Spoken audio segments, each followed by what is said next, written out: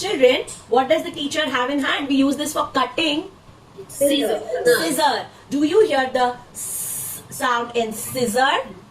Yes. How many times do you hear the sound in scissor? Twice. Twice, 2 times. One sound can come more than once in a word, and one word can have multiple sounds. Okay? Leg. Sandals. Do you hear the sound in sandals?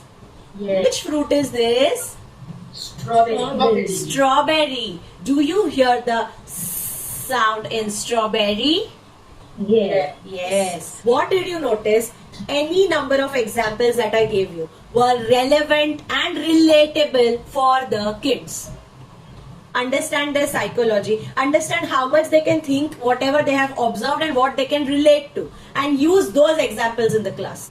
It's very important to go with what the child wants or what the child can answer.